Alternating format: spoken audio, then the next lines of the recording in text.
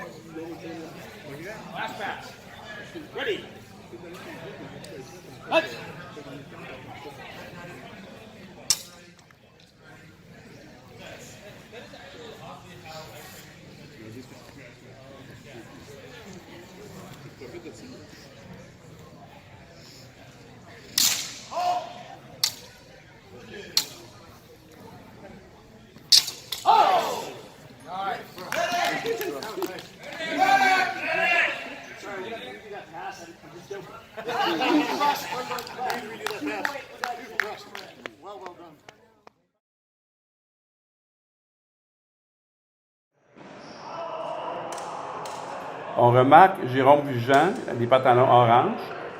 C'est quelqu'un qui faisait de l'escrime moderne. Il a une très bonne position de jambe.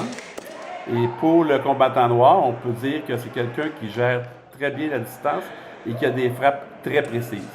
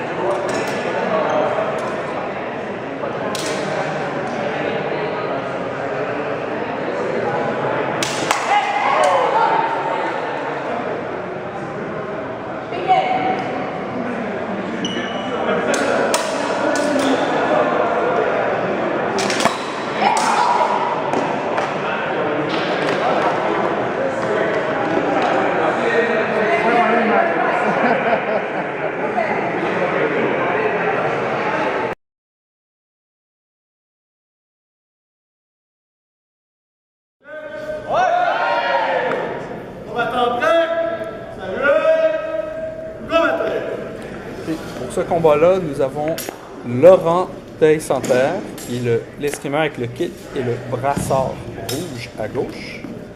Les deux adversaires sont très bons pour gérer la distance.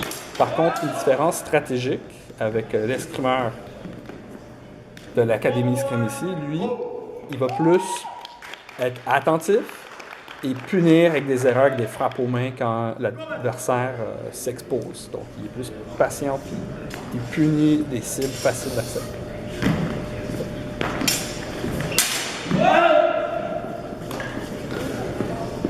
Okay. Pour l'autre combattant, l'escrimeur de droite, Orlando DeCiccio, avec le brassard bleu. Cet adversaire-là aussi fait attention à ses distances, mais stratégiquement, il se bat quand même relativement très différemment. Il est très explosif, puis il va chercher des touches. Il attend les patients, puis quand il voit une opportunité qui lui convient, il rentre dans la distance, il va chercher des touches profondes avec des séquences d'attaque très agressives. Donc lui, il crée ses opportunités alors que l'autre, il attend les opportunités.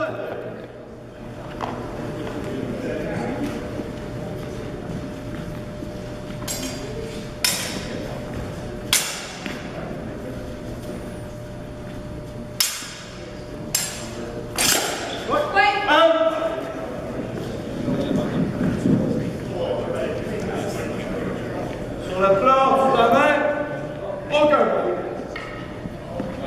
Prêt? Combat!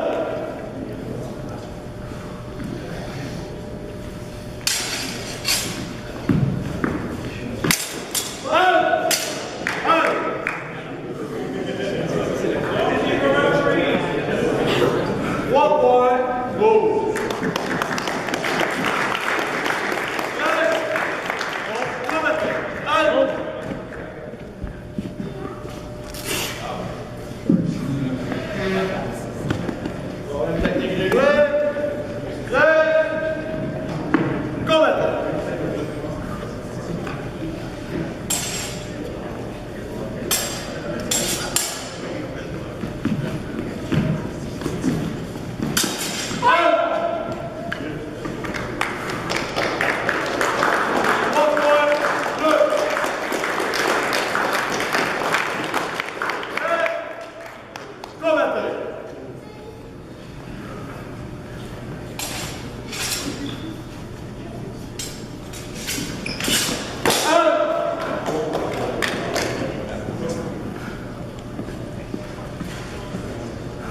Un point bleu.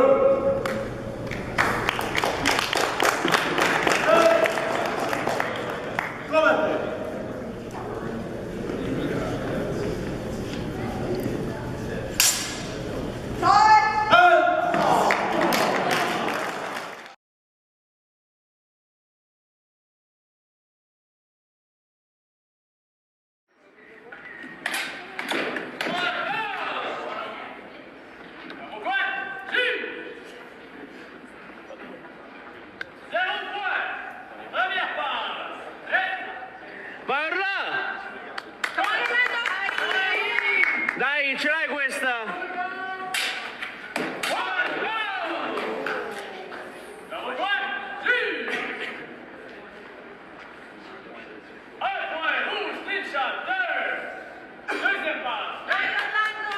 Dai, Orlando, per la pugna!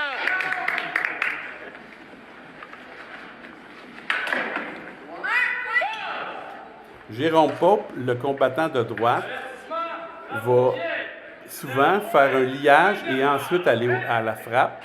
Dans le cas d'Orlando, on ne va pas commenter. Vous avez déjà des commentaires dans le vidéo précédent. Nice! Bello! Vai, Orlando!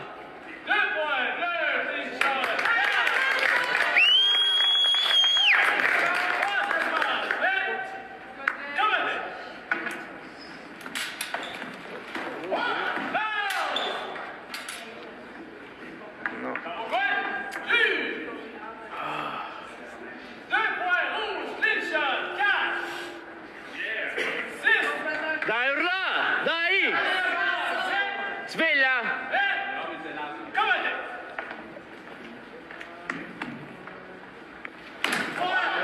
Bello! Vai, Orlando! Vai!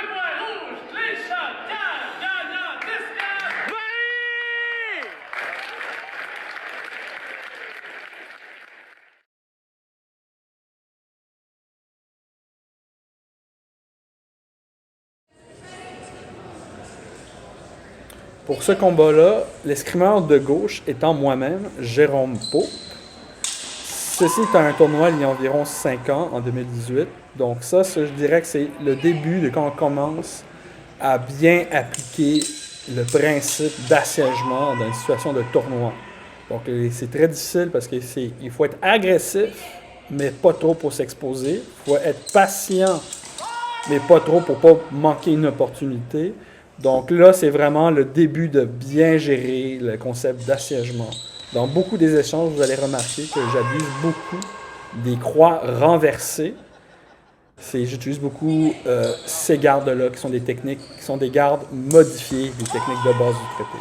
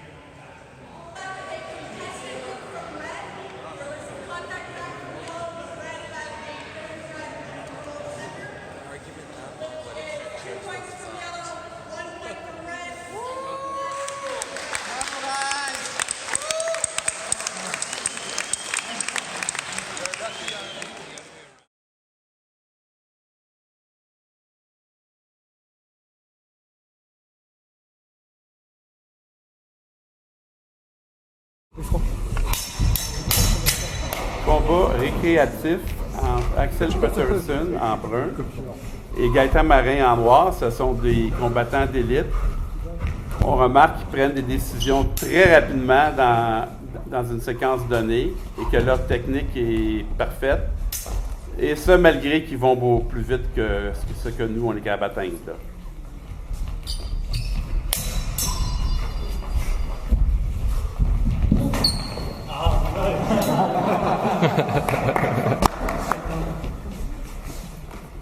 C'est pas dans le manuscrit.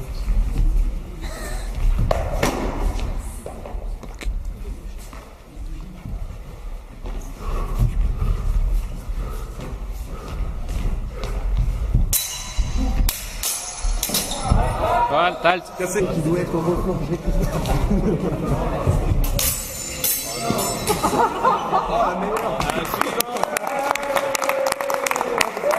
C'est beau. Mettez pas votre ciseaux, mais là. On fera une photo après avec les deux. Putain, ils sont dégommés de genoux.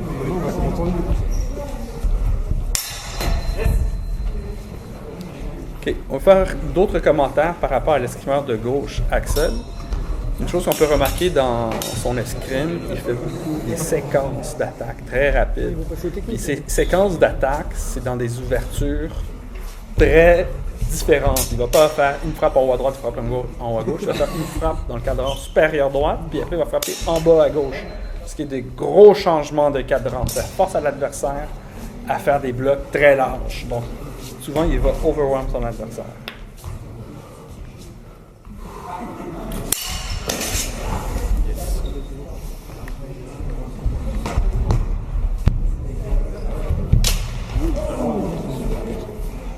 Un autre commentaire qui est plus général au combat, une chose que vous pouvez remarquer, la majorité des blocs qui sont sécuritaires sont faits dans le moyen de la lame.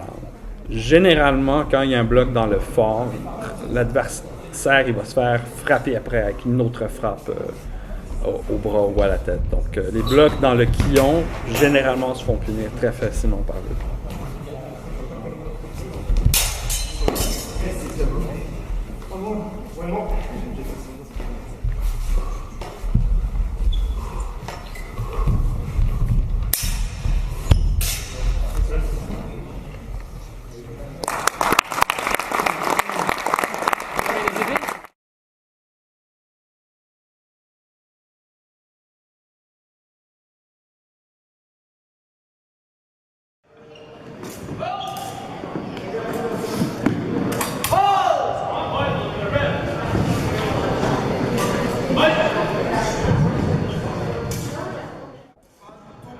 Stéphanie Quentin en noir et Greg Tsaris en rouge ne sont pas des spécialistes de la rapière, mais ce sont quand même des bons combattants.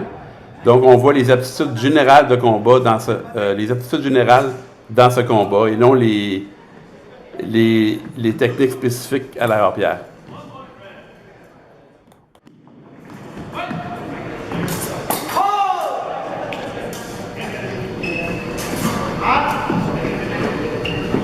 One point red. Combattant prêt. Combattez. Combattez. Hold! Hold! Hold! I will count one with a hand. For red.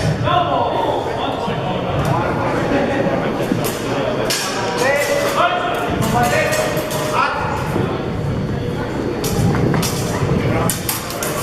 Hey, hey. 2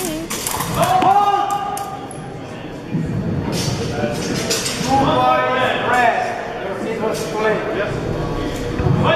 Combattant prêt. Combattez.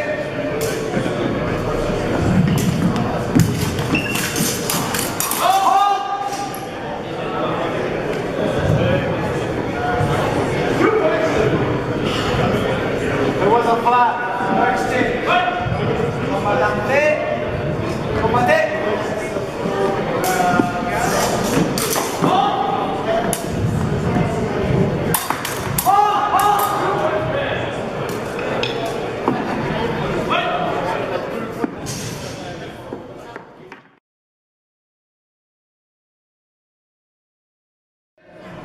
Timer ready?